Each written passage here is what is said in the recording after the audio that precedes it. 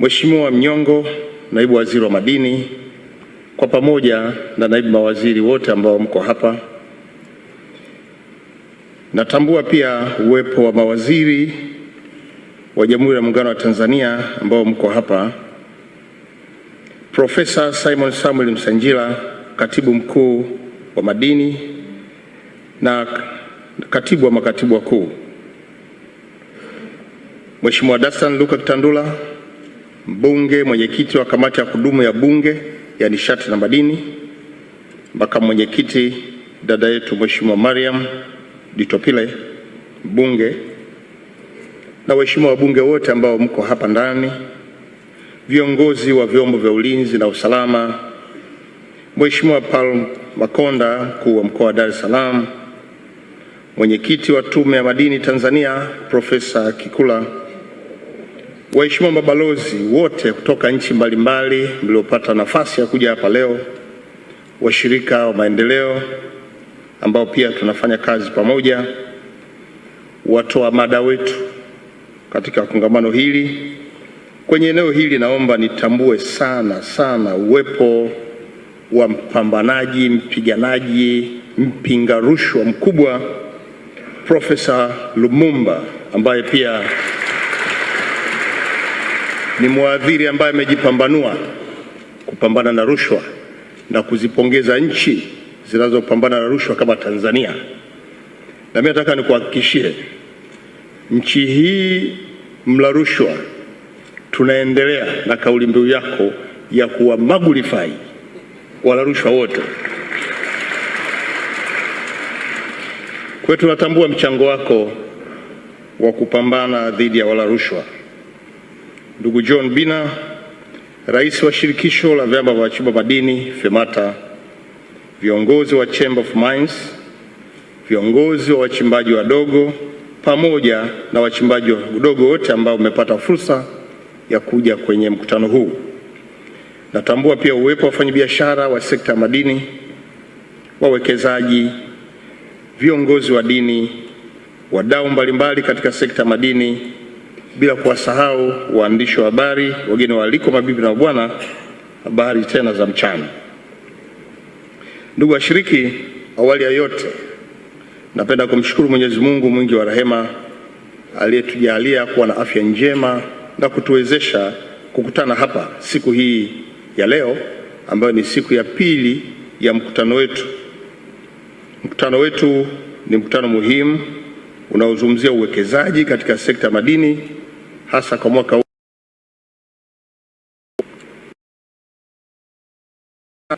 huu sambamba na kuzindua cheti cha uhalisia wa madini ya bati. Najua kuwa wapo viongozi wageni waliofika hapa nchini na inawezekana pia wenyeji waliwakaribisha vizuri, na kama ambavyo mkuu wa mkoa ameendelea kuwatakia heri wakati wote mkiwa jijini Dar es Salaam, nami pia niungane nao kuwakaribisha nyote hapa nchini Tanzania na hasa kwenye jiji letu la kibiashara la Dar es Salaam. Nitumie nafasi hii kuwashukuru wadau wote wa ndani na wageni kwa kuitikia wito wa kuhudhuria na kushiriki kikamilifu katika mkutano. Naamini mkutano huu umetoa fursa nzuri sana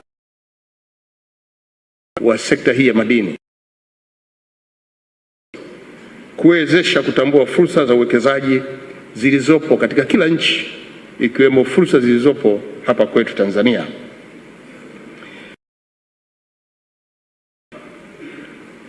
Nimezungumza na kiongozi wa nchi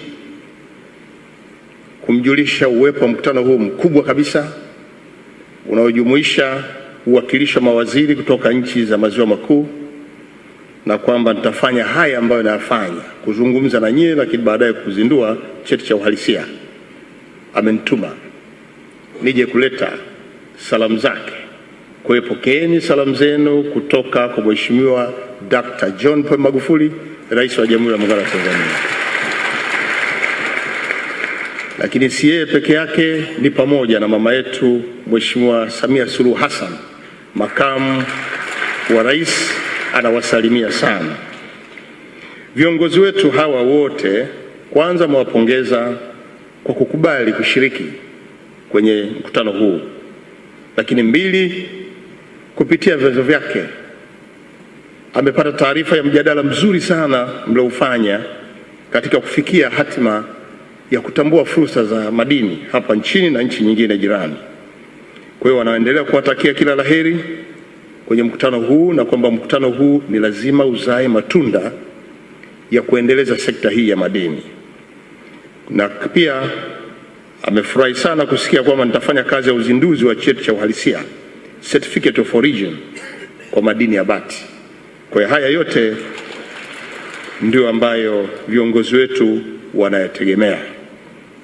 Ndugu washiriki, nyote mtakubaliana na mimi kwamba mkutano huu umekuwa ni jukwaa la kubadilishana ufahamu juu ya teknolojia, uzoefu katika shughuli mbalimbali za madini, lakini pia tumeweza kujionea bidhaa mbalimbali za madini yanayozalishwa hapa nchini kupitia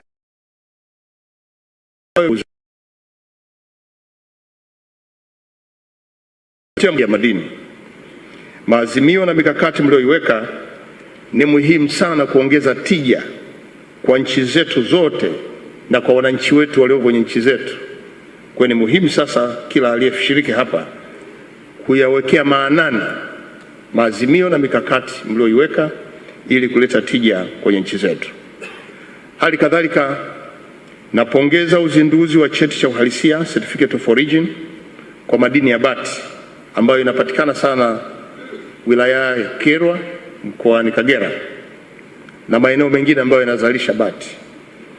Cheti ambacho kitaweza kutolewa leo na kuifanya Tanzania kuwa ni nchi ya kwanza kupata cheti hiki.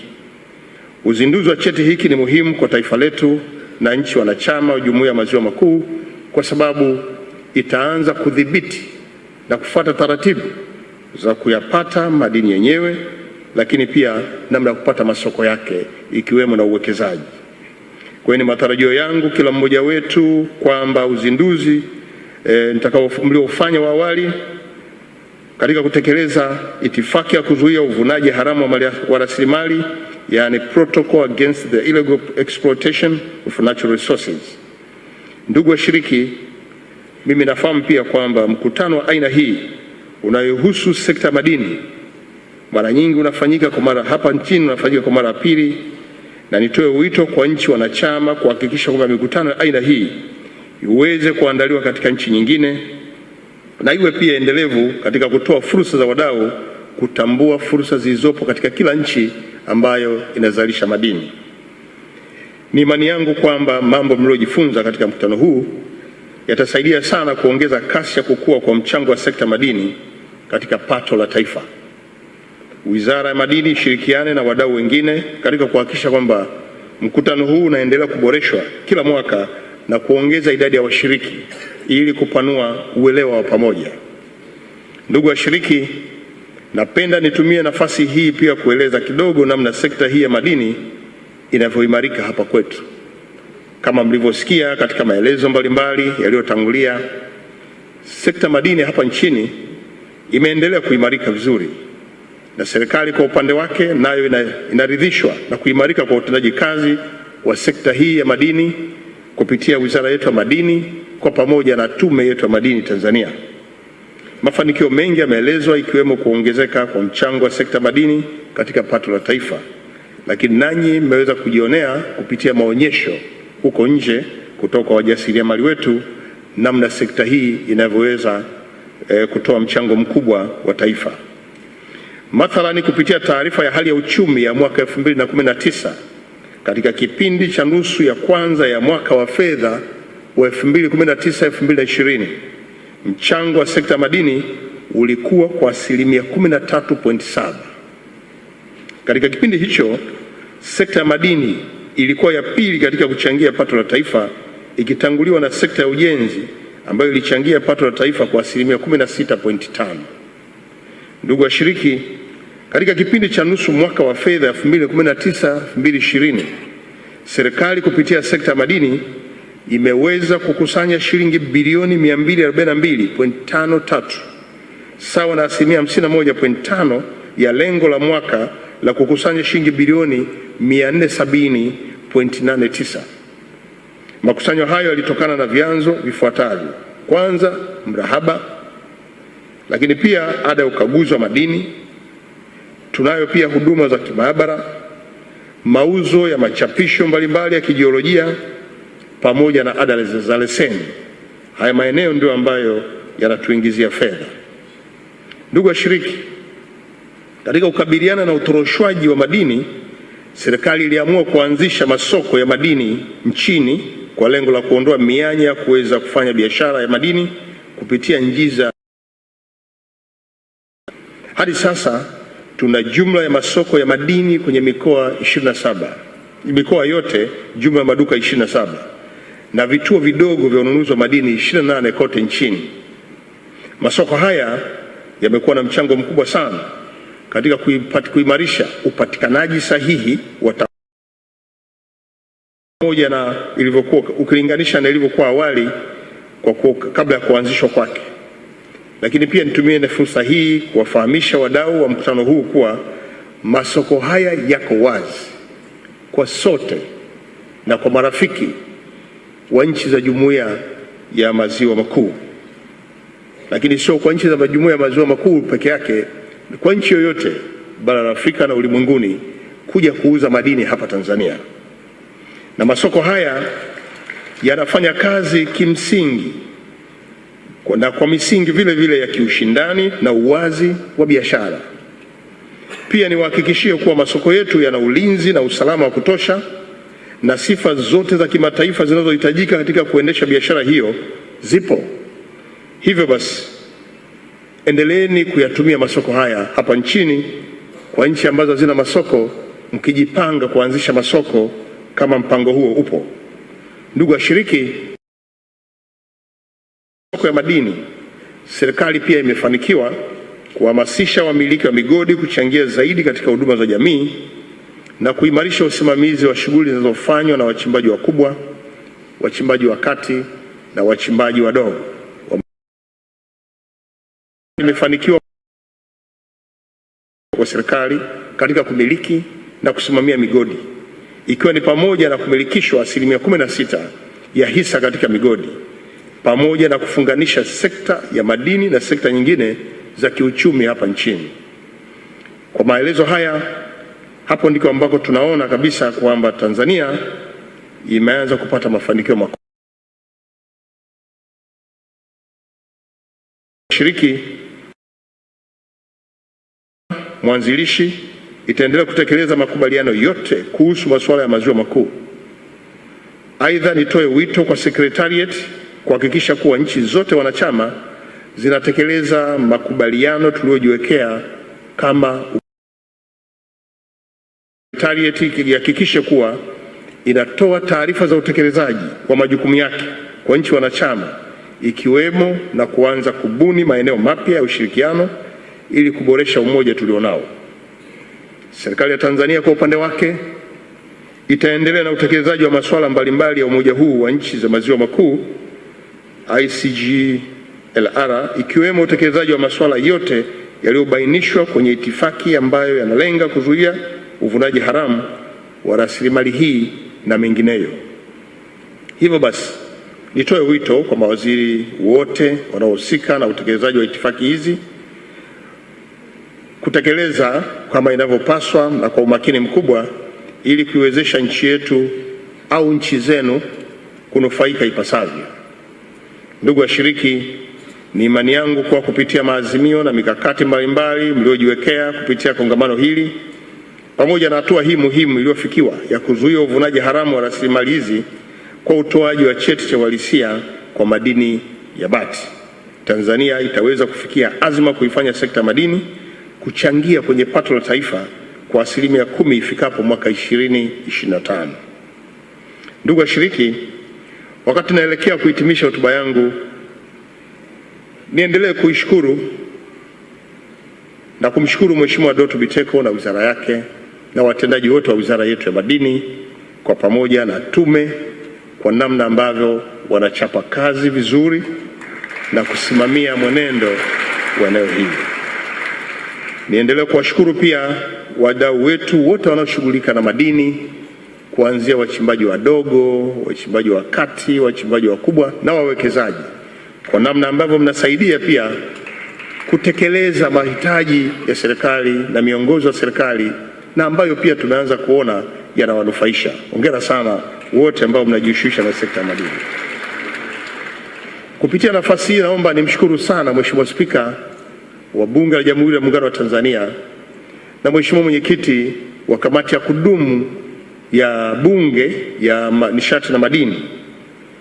Hawa ndio waanzilishi katika hili, pale ambako Mheshimiwa Spika alianza kwa kuunda tume ya kufanya uchunguzi kikamilifu, kuipitia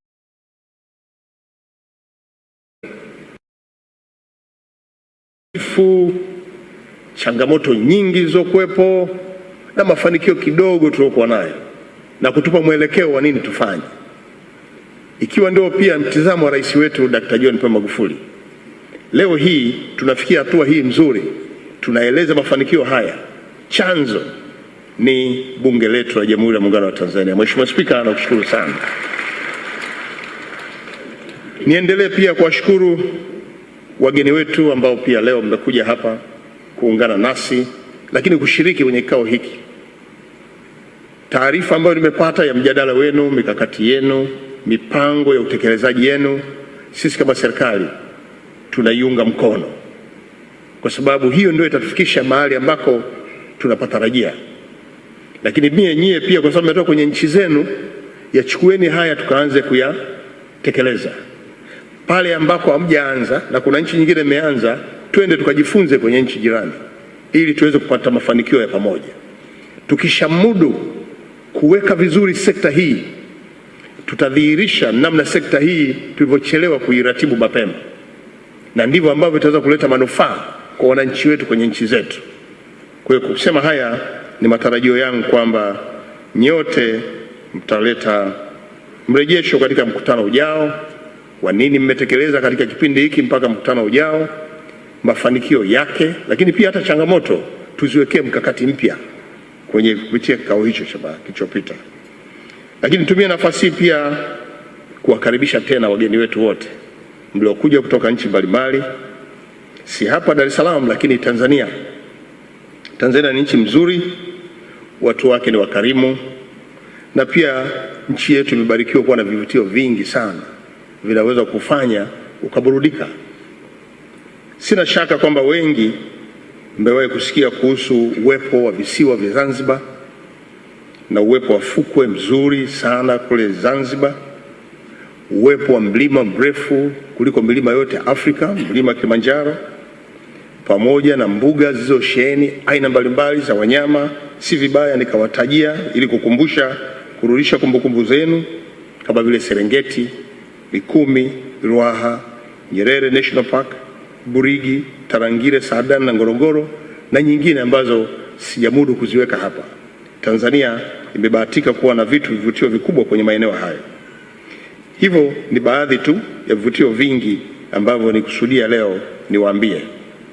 Hivyo basi niwahimize wageni wetu, baada ya semina hii mjipe muda wa kutembelea maeneo haya, kwa kukaa labda Dar es Salaam, jiji la kibiashara la kivutio kama ambavyo Mheshimiwa Makonda anajivunia, lakini msisahau pia kutembelea makao makuu ya nchi, Dodoma. Ndio makao makuu ya serikali. Huku ni mkoani tu. Hapa ni mkoani tu. Makao makuu iko kwa hiyo karibuni sana. Na niseme tu, Tanzania inawakaribisha sana, na sisi tunaamini nyie mtakuwa mabalozi wetu wa kueleza mambo mengi tulionayo nchini kwa sekta madini na vivutio na shughuli mbalimbali za kibiashara. Na wafikishieni ujumbe wetu kwamba tunawakaribisha sana, na sisi tutawapa ushirikiano katika nyanja zote.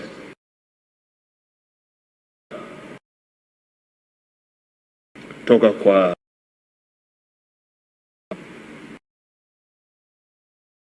lakini na Shehe ambaye pia pamoja na dua yake alianza na kauli ya utangulizi.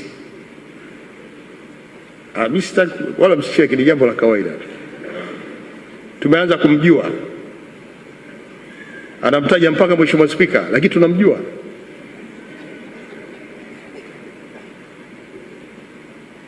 basi tunamjua tu.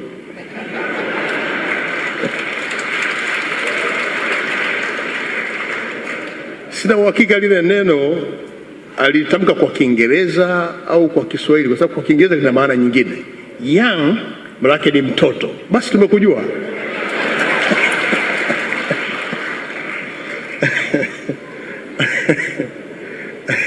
Sasa kama ulisema Yanga, haya kwako. Ndugu washiriki, baada ya maelezo haya, napenda sasa kutamka rasmi kwamba hati ya uwazisia wa madini ya bati imetolewa kwa ajili ya Tanzania. Aidha, mkutano wa uwekezaji katika sekta ya madini wa mwaka 2020 umefungwa rasmi. Asante sana kwa kunisikiliza.